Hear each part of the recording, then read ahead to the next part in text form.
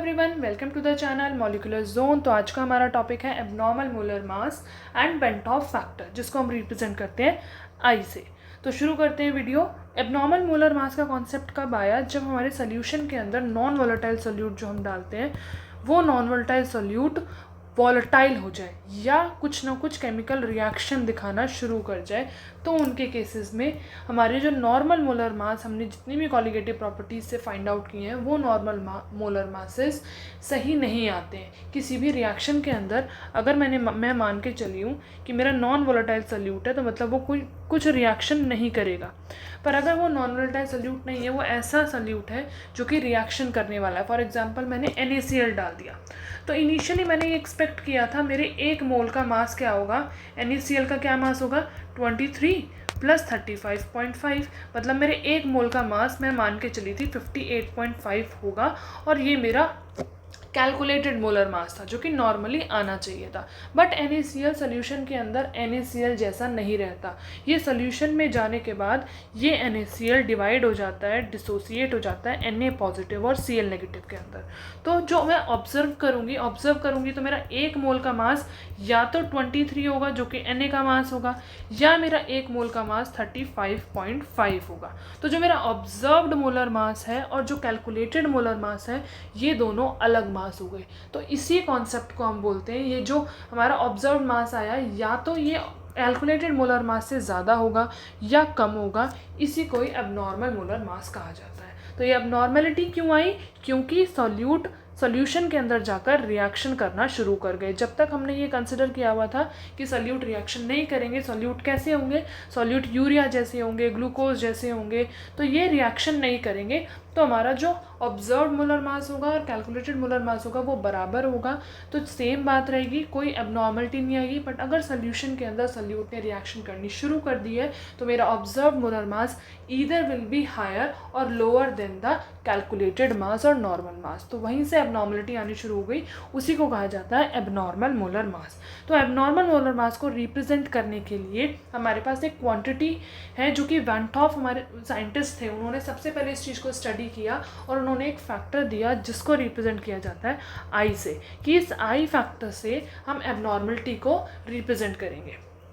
तो ये आई फैक्टर को हमें कैलकुलेट करने से पहले हम मॉडिफाइड कॉलिगेटिव प्रॉपर्टीज़ पढ़ेंगे। अभी तक हमने जो कॉलिगेटिव प्रॉपर्टी पढ़ी उसके अंदर नॉर्मल मोलर मास था, जो हम ऑब्जर्व करते थे वही हमारा कैलकुलेटेड भी आता था। बट अब जो हमारा ऑब्जर्व मोलर मास है वो अलग आ रहा है, तो वो किस फैक्टर से अलग आ रहा है? वो फैक्टर होगा हमारा वॉन्ट ऑफ फैक्टर। तो जितनी भी कॉलिगेटिव प्रॉपर्टी हमने पढ़ी है, इन सभी कॉलिगेटिव प्रॉपर्टी में अगर हम ये वॉन्ट ऑफ फैक्टर को मल्टीप्लिकेशन कर दें तो मेरी कॉलिगेटिव प्रॉपर्टी मॉडिफाइड हो जाएंगी। कुछ और नए फॉर्मूले हमें याद नहीं करने पड़ेंगे, सिर्फ हम एक फैक्टर का मल्टीप्लिकेशन कर देंगे तो सारी चीज़ें बिल्कुल नॉर्मल आएगी। तो अब हम ये सीखेंगे ये फैक्टर को कैलकुलेट कैसे करते हैं।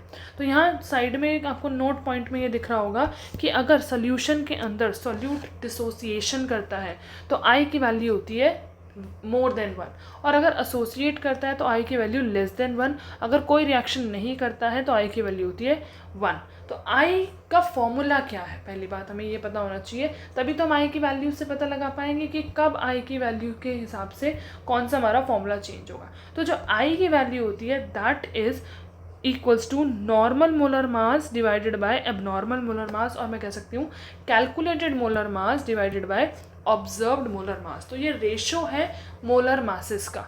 अगर मेरा नॉर्मल और एबनॉर्मल मोलर मास दोनों बराबर है तो आई की वैल्यू 1 हो जाएगी। तो आई की वैल्यू अगर 1 हो गई तो जो मेरी पहली वाली कॉलिगेटिव प्रॉपर्टी थी वही यूज़ होंगी।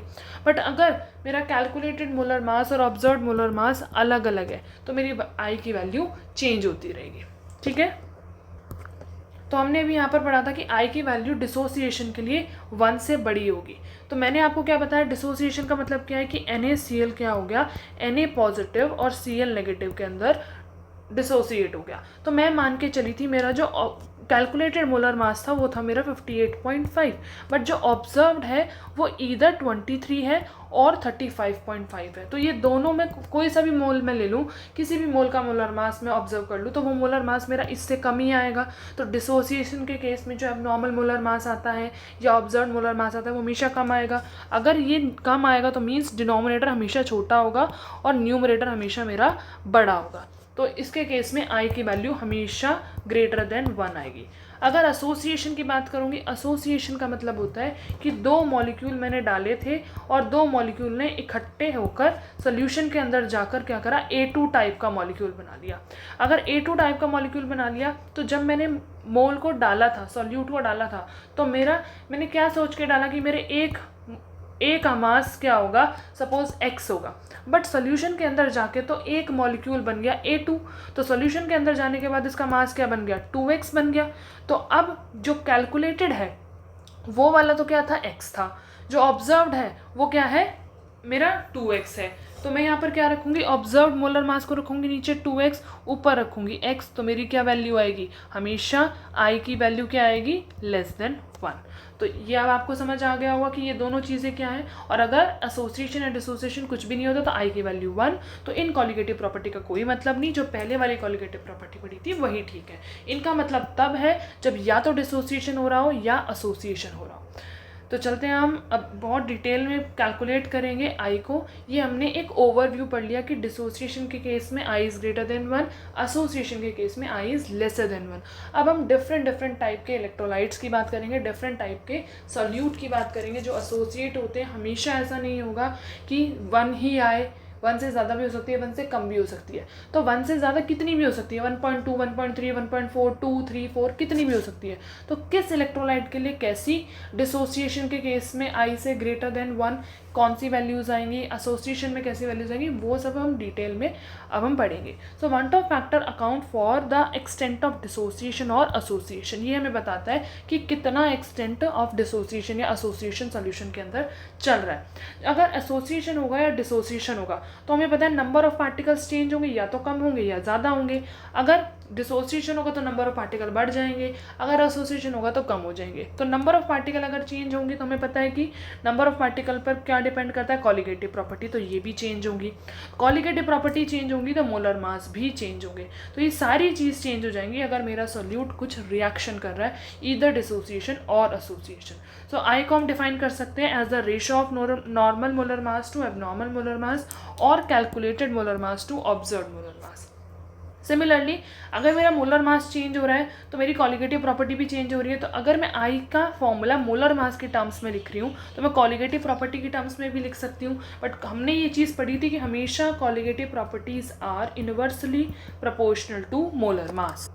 तो अगर मैंने मोलर मास की टर्म्स में ऊपर कैलकुलेटेड मोलर मास रखा था तो कॉलिगेटिव प्रॉपर्टी के टर्म्स में अब डिनोमिनेटर में कैलकुलेटेड कॉलिगेटिव प्रॉपर्टी आएगी, क्योंकि ये दोनों एक दूसरे के इन्वर्सली प्रोपोर्शन होते हैं, जो यहाँ साइड में बॉक्स में भी आपको दिया हुआ है। और कल मैंने जो लास्ट हमने वीडियो करी थी पार्ट 2 ऑफ कॉलिगेटिव प्रॉपर्टी, उसमें भी हमने ये चीज़ पढ़ी थी। अब ये तो नॉर्मल फॉर्मूले हो गए जिससे हमें वॉन्ट ऑफ फैक्टर का एक आइडिया आया। अब हम वॉन्ट ऑफ फैक्टर को कैलकुलेट कैसे करेंगे, कैलकुलेशन के लिए हम एक अलग फॉर्मूला लगाते हैं जो कि ये है, I is equals to total number of moles after dissociation or association divided by total number of moles before dissociation or association. Dissociation के केस में जो नंबर ऑफ मोल्स है आफ्टर डिसोसिएशन वो बढ़ जाएंगे और इसके केस इसलिए आई की वैल्यू हमेशा ग्रेटर देन 1 आएगी। एसोसिएशन के केस में नंबर ऑफ सॉल्यूट पार्टिकल्स घट जाएंगे तो न्यूमरेटर आपका कम होगा, डिनोमिनेटर ज़्यादा होगा, तो इसलिए यहाँ पर आई की वैल्यू हमेशा 1 से कम आएगी। तो यहाँ नंबर ऑफ सॉल्यूट पार्टिकल घट गए तो कॉलिगेटिव प्रॉपर्टी घट गई, मोलर मास बढ़ गया। डिसोसिएशन के केस में नंबर ऑफ सॉल्यूट पार्टिकल बढ़ गए तो कॉलिगेटिव प्रॉपर्टी भी बढ़ गई, बट मोलर मास घट गया, क्योंकि मोलर मास और कॉलिगेटिव प्रॉपर्टी इन्वर्सली प्रोपोर्शनल और अमाउंट ऑफ सॉल्यूट या नंबर ऑफ सॉल्यूट पार्टिकल और कॉलिगेटिव प्रॉपर्टी डायरेक्टली प्रोपोर्शनल। तो अब हम केस वाइज पढ़ते हैं। फर्स्ट केस हमें पढ़ना है डिसोसिएशन का।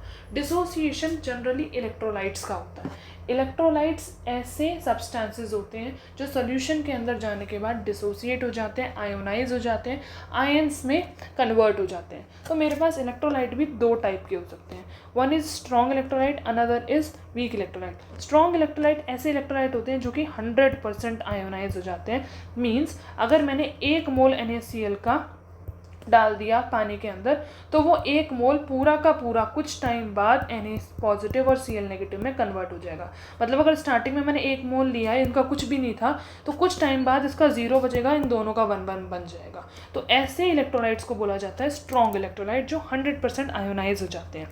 वीक इलेक्ट्रोलाइट वो इलेक्ट्रोलाइट होते हैं जो कि पार्शियली आयनाइज होते हैं, मतलब कि 100% नहीं होते, वो 20% भी हो सकते हैं, 30% भी हो सकते हैं।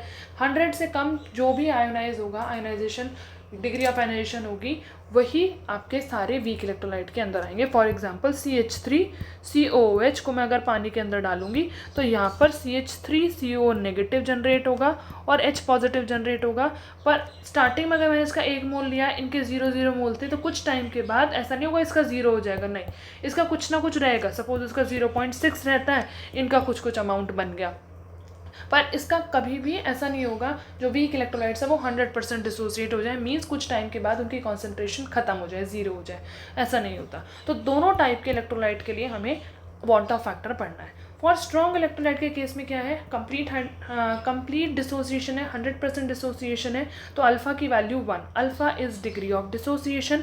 इक्विलिब्रियम में आपने क्लास 11th के अंदर पढ़ा होगा। तो फॉर एग्जांपल NaCl अगर लिया, Na पॉजिटिव और Cl नेगेटिव बन रहा है, स्टार्टिंग में एट T = 0 सिर्फ 1 मोल था NaCl का, Na पॉजिटिव और Cl नेगेटिव का कुछ भी नहीं था। तो कुछ टाइम बाद as it is a strong electrolyte, तो कुछ टाइम बाद ये बिल्कुल ख़त्म हो जाएगा, इसका 1 मोल हमें मिलेंगे। तो हम फॉर्मूला लगाएंगे I = number of moles after dissociation divided by before dissociation. तो आफ्टर डिसोसिएशन का मतलब क्या है, ये वाले, ये जितने भी मोल्स होंगे ना, चाहे वो सॉल्यूट में रिएक्टेंट के प्रेजेंट हो या प्रोडक्ट के प्रेजेंट हो, सबको हम ऐड कर देंगे तो वो आफ्टर वाले हो गए।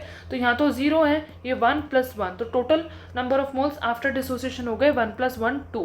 बिफोर डिसोसिएशन क्या थे, इनके 0 थे, इसका 1 था, तो बिफोर डिसोसिएशन ओनली 1 मोल था, तो आई की वैल्यू क्या आ गई, 2 के बराबर आ गई। तो मैं यहाँ पर ये देख सकती हूँ कि जो स्ट्रॉन्ग इलेक्ट्रोलाइट है उनके केस में आई की वैल्यू बराबर होती है उतने ही नंबर के बराबर होती है जितने नंबर ऑफ आयंस में वो स्ट्रॉन्ग इलेक्ट्रोलाइट डिसोसिएट होता है। जैसे NaCl है तो ये Na पॉजिटिव और Cl नेगेटिव, एक Na पॉजिटिव और एक Cl नेगेटिव दे रहा है, मतलब कि 2 आयंस में डिसोसिएट हो रहा है, तो I की वैल्यू भी मेरे पास 2I। तो मेरे को बार बार हर स्ट्रॉन्ग इलेक्ट्रोलाइट के लिए I की वैल्यू इस फॉर्मूले से कैलकुलेट करने की ज़रूरत नहीं है। मैं सीधा क्या करूँगी, मेरे पास अगर कोई स्ट्रॉन्ग इलेक्ट्रोलाइट है, सपोज मेरे पास है Na2SO4, तो मैं Na2SO4 का मेरे को डिसोसिएशन पता होना चाहिए कि Na2SO4 dissociates into 2 Na positive and 1 SO4 2 negative. तो मेरे को ये पता चल गया कि यहाँ पर 2 और 1 इसका आयन, 3 नंबर ऑफ आयन मिल रहे हैं, तो उतना ही मेरा वांट ऑफ फैक्टर की भी वैल्यू होगी। सिंपल, मेरे को बार बार ये वाला फॉर्मूला लगाने की ज़रूरत नहीं है in case of strong electrolytes only. तो मैं ये लिख सकती हूँ नोट में कि I की वैल्यू N के बराबर होगी, जहाँ पर N is the number of ions given by an electrolyte in water या ऑन डिसोसिएशन। वो जितने नंबर ऑफ आयन देता है उतने ही हमारा वांट ऑफ फैक्टर हो जाएगा। अब बात करते हैं वीक इलेक्ट्रोलाइट के लिए। वीक इलेक्ट्रोलाइट के केस में 100% आयनाइजेशन नहीं होता, किसी में 20% होगा, किसी में 50% होगा, किसी में 30% होगा, तो ये सबके लिए अलग अलग होता है। तो मैं ये कह सकती हूँ यहाँ पर डिग्री ऑफ डिसोसिएशन 1 से कम होगी। वो कुछ भी हो सकती है, 0.1 भी हो सकती है, 0.2 भी हो सकती है, 0.9 भी हो सकती है, कुछ भी हो सकती है, बट 1 से कम होगी। तो सपोज मैंने AN एक ऐसा मॉलिक्यूल ले लिया जो कि डिसोसिएट होने के बाद N नंबर ऑफ A देता है, डिसोसिएट हो गया, N पहले N नंबर ऑफ पार्टिकल ने मिलकर एक मॉलिक्यूल बनाया हुआ था, वो एक मॉलिक्यूल डिसोसिएट हो गया और N नंबर ऑफ पार्टिकल्स में कन्वर्ट हो गया। तो स्टार्टिंग में सपोज एट T = 0 इसकी कॉन्सेंट्रेशन 1 थी, इसकी कॉन्सेंट्रेशन कुछ भी नहीं थी, 0 थी। कुछ टाइम बाद जब रिएक्शन आगे प्रोसीड गई तो इसकी कितनी कॉन्सेंट्रेशन चली गई, मैंने मान लिया कि अल्फ़ा कॉन्सेंट्रेशन जो है, अल्फ़ा नंबर ऑफ मोल्स इसके कम हो गए, तो इसके कितने बनेंगे, इसके 1 मॉलिक्यूल से N मॉलिक्यूल्स बन रहे हैं, तो इसके अल्फ़ा मॉलिक्यूल्स अगर घटेंगे तो कितने बनेंगे, N अल्फ़ा बनेंगे। ये इक्विलिब्रियम में आपने कंपैरिजन सीखा होगा, तो वो दोबारा से मैंने रिकैप करा दिया। तो अब I की वैल्यू हम निकालेंगे इस फॉर्मूले से, number of moles after dissociation divided by before dissociation. तो आफ्टर डिसोसिएशन ये वाले सारे मोल्स हैं 1 - अल्फ़ा प्लस N अल्फ़ा, ये टोटल क्या हो जाएंगे आपके number of moles after dissociation. Before dissociation सिर्फ 1 मोल है, इसका तो 0 है, तो हम फॉर्मूले के अंदर पुट करेंगे after dissociation 1 - alpha plus N alpha, before dissociation सिर्फ 1 मोल है, इसका कुछ नहीं है, तो डिवाइड बाय 1 रख देंगे। अब 1 इन दोनों में से मैंने अगर अल्फ़ा कॉमन ले लिया तो N - 1 ये इस तरह से आ जाएगा, इसको इधर कर दिया, इसको इधर कर दिया, तो 1 + अल्फ़ा N - 1, तो ये I की वैल्यू हो जाएगी वीक इलेक्ट्रोलाइट्स के लिए हमेशा। ठीक है, अब हम बात करते हैं नेक्स्ट केस की, दैट इज एसोसिएशन। एसोसिएशन के अंदर पार्टिकल्स जुड़ जाते हैं। अगर मैंने 4 पार्टिकल रिएक्टेंट में रखे थे तो वो 4 पार्टिकल एग्रीगेट होके एक सिंगल मॉलिक्यूल बनाएंगे प्रोडक्ट में। मैंने 2 पार्टिकल रखे थे तो 1 पार्टिकल बनाएंगे वो दोनों मिलके, तो वो एग्रीगेट हो जाते हैं, आपस में एसोसिएट हो जाते हैं। ये रिएक्शन, ये भी एक रिएक्शन है, एक तरह की रिएक्शन है। तो इस तरह की अगर रिएक्शंस होती हैं तो उनके लिए अब हमें देखना है कि आई क्या होगा। तो वैन टॉप फैक्टर पहले एक नॉर्मल हम अपने माइंड में बना के रखेंगे कि आई की वैल्यू लेस देन 1 आनी चाहिए। यहाँ पर डिसोसिएशन केस में मोर देन 1 थी, इसलिए हम यहाँ पर देख सकते हैं, यहाँ तो देखो आई इक्वल्स टू एन ही हो गया। तो कोई भी इलेक्ट्रोलाइट कम से कम एक में तो डिसोसिएट होगा ही होगा, सॉरी 2 में तो डिसोसिएट होगा ही होगा। तो आई की वैल्यू यहाँ पर 2 या उससे ज़्यादा ही आएगी, 2 या उससे ज़्यादा ही आएगी। तो ये 1 से बड़ी होगी स्ट्रॉन्ग इलेक्ट्रोलाइट के लिए। वीक इलेक्ट्रोलाइट के केस में भी आप फॉर्मूले में देख सकते हो आई की वैल्यू 1 प्लस में समथिंग है, कुछ प्लस में है, तो हमेशा 1 से बड़ी ही आएगी। अब एसोसिएशन के केस में देख लेते हैं, ये माइंड में रखेंगे कि आई की वैल्यू लेस देन 1 आनी चाहिए। तो जब सॉल्यूट पार्टिकल आपस में एसोसिएट हो जाते हैं उस प्रोसेस को हम बोलते हैं association. For example CH3COH in benzene, ये मोस्ट इंपॉर्टेंट एग्जाम्पल है। कई बार कंफ्यूज करने के लिए आपको 2 ऑप्शन दे दिए जाते हैं कि CH3COH इन बेंजीन और सेकेंड है CH3COH इन वाटर। तो बताइए दोनों में से कौन सा सॉल्यूशन एसोसिएट करेगा। तो आपको याद रखना है ये और ये दोनों ही पोलर सॉल्वेंट है। तो polar dissolve in polar, light dissolve in light, तो ये यहाँ पर डिजॉल्व होकर डिसोसिएट हो जाएगा, डिसोसिएशन करेगा, एसोसिएशन नहीं करेगा। बट यहाँ पर जो CH3COH है ये पोलर है और बेंजीन नॉन पोलर है। बेंजीन का फॉर्मूला C6H6, सारे कार्बन और हाइड्रोजन है ऑलमोस्ट सेम इलेक्ट्रोनेगेटिविटी के, तो कोई पोलर बॉन्ड यहाँ नहीं है। तो ये पोलर मॉलिक्यूल, ये नॉन पोलर मॉलिक्यूल, तो पोलर नॉन पोलर में डिसॉल्व नहीं हो सकता। तो क्या होगा, ये एक मॉलिक्यूल अपने दूसरे मॉलिक्यूल के साथ ही हाइड्रोजन बॉन्डिंग कर लेता है और एग्रीगेट होकर डाइमर बना देता है। तो अब हम एक एग्जांपल लेके समझते हैं वॉन टॉप फैक्टर क्या होगा एसोसिएशन के केस में। Suppose n number of a particles मैंने स्टार्टिंग में लिए थे और वो एग्रीगेट होके वो सारे n नंबर ऑफ पार्टिकल ने एग्रीगेशन कर लिया और मेरे को एक सिंगल मॉलिक्यूल दे दिया। तो ये हो गया एसोसिएशन प्रोसेस। तो suppose at t equals to 0 1 mole था, हमने 1 मोल लिया n number of a particles का, an का कुछ भी नहीं था, 0 खाली पड़ा था। तो आफ्टर सम टाइम इसकी कॉन्सेंट्रेशन 1 में से अल्फ़ा चली गई, कम हो गई, तो अल्फ़ा इधर बन जाएगी। तो हम क्या कह सकते हैं कि यहाँ n नंबर ऑफ मॉलिक्यूल से कितना बन रहा है, 1 मॉलिक्यूल बन रहा है। तो 1 से कितना बनेगा, 1/n बनेगा। तो अल्फ़ा से कितना बनेगा, अल्फ़ा बाय n बनेगा। ठीक है, तो ये चीज़ समझ में आ गई कि अगर यहाँ से अल्फ़ा कॉन्सेंट्रेशन कम होगी तो alpha bye n number of moles बन जाएंगे। समझ आ गया। चलिए, तो अब हम फॉर्मूला लगाएंगे। आई का फॉर्मूला है number of moles after dissociation divided by before dissociation. After dissociation ये सारे हो जाएंगे 1 minus alpha plus alpha bye n, ऊपर आ जाएगा ये, नीचे आ जाएगा 1, क्योंकि बिफोर डिसोसिएशन सिर्फ और सिर्फ ये है, यहाँ पर तो 0 है, यहाँ पर 1 है। तो total number of moles before dissociation 1 हो गए। इन दोनों में से मैं अल्फ़ा को कॉमन लूँगी, तो 1 प्लस अल्फ़ा 1/n माइनस 1। तो यहाँ पर ये वाली जो वैल्यू है ना, ये हमेशा मेरी नेगेटिव में आएगी, हमेशा नेगेटिव में आएगी, क्योंकि 1/n जो है उसको हम इससे माइनस करेंगे ना 1 से, तो हमेशा नेगेटिव आएगा, क्योंकि n क्या है, n नंबर ऑफ आयंस है, नंबर ऑफ मोल्स है कि कितने नंबर ऑफ आयंस में वो डिवाइड हुआ, सॉरी ये नंबर ऑफ मोल्स है। तो नंबर ऑफ मोल्स हमेशा 1 2 3 4 5 6 ऐसे इंटीजर के फॉर्म में ही होंगे। तो जो भी मेरा n आएगा यहाँ पर 1 आए, 2 आए, 3 आए, 4 आए, कुछ भी आए, तो 1/4 को सपोज मैं माइनस करती हूँ 1 से, तो मेरी क्या वैल्यू आएगी, हमेशा माइनस के अंदर वैल्यू आएगी। तो यहाँ पर 1 में से कुछ ना कुछ माइनस होगा, तब मेरे को आई की वैल्यू मिलेगी। तो मैं कह सकती हूँ कि आई की वैल्यू हमेशा मुझे यहाँ पर एसोसिएशन के केस में 1 से कम मिलेगी। So this is all about the van't Hoff factor. तो अब हम ये कंक्लूजन टेबल पे आ जाते हैं। कंक्लूजन में हमें जो चीज़ याद रखनी है, डायरेक्ट हमें ये फॉर्मूला याद रखने हैं, एसोसिएशन का फॉर्मूला और डिसोसिएशन का फॉर्मूला। आई की वैल्यू किसके लिए ग्रेटर देन 1, किसके लिए लेस देन 1 होती है, किस में कॉलिगेटिव प्रॉपर्टी बढ़ती है घटती है, मोलर मास किस में बढ़ता है घटता है, वो हम इस टेबल में कम्प्लीटली एज अ कंक्लूजन पढ़ लेंगे। सो प्रोसेस क्या हो रहा है, अगर डिसोसिएशन प्रोसेस हो रहा है तो वॉन टॉप फैक्टर की वैल्यू 1 से बड़ी होगी और उसका फॉर्मूला होगा I equals to 1 plus alpha n minus 1। Strong electrolyte होगा तो स्ट्रॉन्ग इलेक्ट्रोलाइट के केस में आई इक्वल्स टू n हो जाएगा। वीक इलेक्ट्रोलाइट के केस में हम इस फॉर्मूले से आई की वैल्यू फाइंड आउट कर लेंगे। एसोसिएशन के केस में आई की वैल्यू हमेशा लेस देन 1 होगी और इस फॉर्मूले से हम उसको फाइंड आउट करेंगे। डिसोसिएशन के केस में quantity of solute means number of solute particles, number of solute particles हमेशा बढ़ते हैं। एक पार्टिकल होगा उसको हम डिसोसिएट कराएंगे तो वो कम से कम 2 आयंस में तो डिसोसिएट होगा ही होगा, बल्कि 2 से ज़्यादा में भी हो सकता है, तो मिनिमम 2 में तो डिसोसिएट होगा ही होगा। तो हमेशा क्वांटिटी ऑफ सॉल्यूट डिसोसिएशन के केस में बढ़ती है और एसोसिएशन के केस में घट जाती है। अगर number of solute particle dissociation के केस में बढ़ेंगे तो कॉलिगेटिव प्रॉपर्टी भी बढ़ेगी। कॉलिगेटिव प्रॉपर्टी वही प्रॉपर्टीज़ होती हैं जो कि नंबर ऑफ सॉल्यूट पार्टिकल पर डिपेंड करती हैं इररेस्पेक्टिव ऑफ देयर नेचर। तो यहाँ पर अगर नंबर ऑफ सॉल्यूट पार्टिकल बढ़ेंगे तो कॉलिगेटिव प्रॉपर्टी भी बढ़ जाएगी, यहाँ नंबर ऑफ सॉल्यूट पार्टिकल घटेंगे तो कॉलिगेटिव प्रॉपर्टी भी घट जाएगी। मोलर मासेस डिसोसिएशन के केस में मोलर मासेस घट जाते हैं, कॉलिगेटिव प्रॉपर्टी बढ़ेगी तो मोलर मास घटेंगे। वी नो कि colligative property is inversely proportional to molar mass, तो अगर ये बढ़ेगी तो ये घट जाएंगे। एसोसिएशन के केस में अगर कॉलिगेटिव प्रॉपर्टी घट जाएगी तो मोलर मास बढ़ जाएंगे। So this is all about the one top factor for association and dissociation and this is the conclusion table. So I hope आपको बहुत अच्छे से एबनॉर्मल मोलर मास का कॉन्सेप्ट, वांट ऑफ फैक्टर का कॉन्सेप्ट समझ आ गया होगा। अब नेक्स्ट वीडियो में हम वांट ऑफ फैक्टर से रिलेटेड क्वेश्चंस करेंगे जो कि बोर्ड एग्जाम्स में ज़रूर आता है। एक क्वेश्चन ज़रूर वांट ऑफ फैक्टर से रिलेटेड आता है, सोल्यूशन चैप्टर से क्वेश्चन आए और वांट ऑफ फैक्टर से क्वेश्चन ना आए, ऐसा हो ही नहीं सकता।